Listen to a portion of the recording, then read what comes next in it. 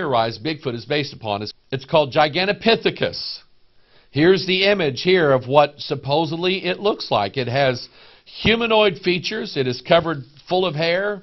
Down in Florida, they're referred to as skunk apes. You know why? Because they stink. Interestingly enough, there's a TV show called Bigfoot Hunters or something like that. These people go around trying to get evidence of Bigfoot. And one of the things that they say that is common amongst all Bigfoot or Sasquatch or Yeti sightings is the howl that these creatures make. That's what's described for you in the Bible is the sound. Isaiah 34:14, the wild beasts of the desert shall also meet with the wild beasts of the island, and the satyr shall cry to his fellow.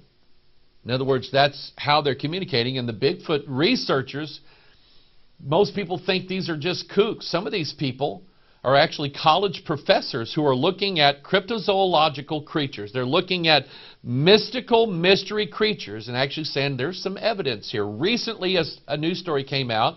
They found some hair. They found some sort of sample of one of these creatures. They examined it, and they found that the DNA structure was something unlike they had ever seen. So they actually have a DNA sample of what one of these creatures is. And again, we do have the idea that there was in ancient past a creature called Gigantopithecus, something sort of like a human or an ape creature. We have the bones. We know that it existed.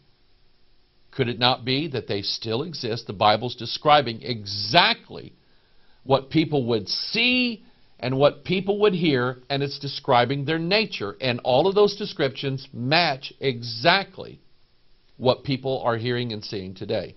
Of course, you have the idea, again, we have a spiritual connection, because myth has taken the idea of the satyr and it's drawn an image of a human, half goat, or some sort of furry creature. The idea of Pan. Pan is a satyr. Well, we're also then dealing with a god, because Pan is a god. Pan is actually a devil. And if you, I don't recommend this, but if you Google images of the satyr, you're going to find out that Pan has the reputation. Okay? I'll just leave it at that. Now, here's something interesting. Here's where I think the Bible is making a connection for you. Now, some people are telling of me that I don't believe in the Hebrew and the Greek of the Bible. That's wrong. I do. I think they are the languages. There's no doubt that they are the original languages of the Bible, and they have their merit.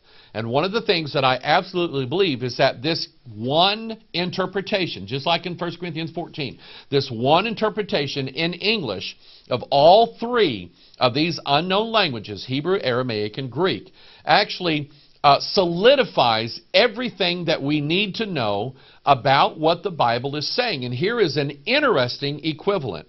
We notice that in Isaiah 34, we have the word satyr. That is actually a Hebrew word, sair, which is the word satyr. And it's used also in 2 Chronicles 11:15. And he ordained him priest for the high places, and for the devils, that's the word satyr, and for the calves which he had made. So here's what the Bible's telling you. The Bible's telling you that a satyr is also a devil.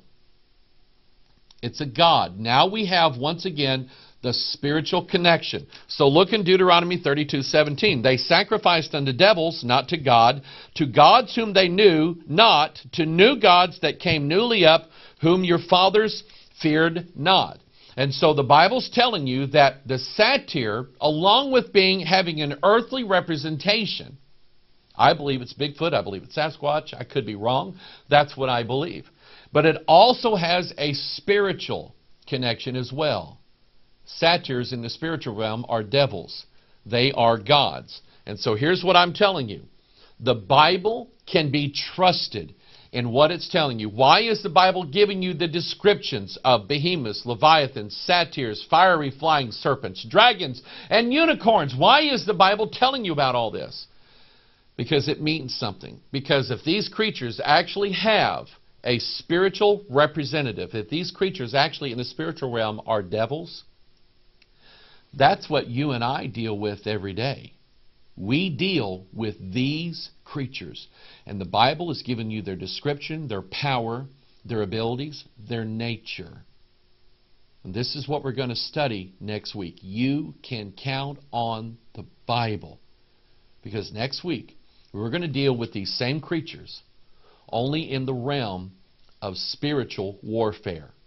These are devils that you and I are going to have to fight.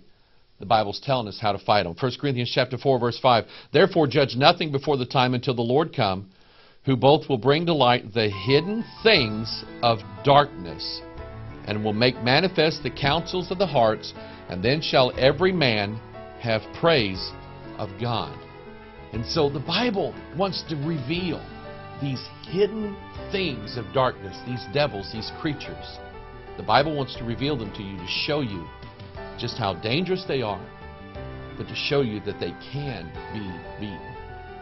Next week, we're going to deal with where dragons live and how these things apply to spiritual warfare issues in our life. I'm looking forward to it, and I hope you are as well. I hope you've enjoyed this. This has been one of my favorite things to do.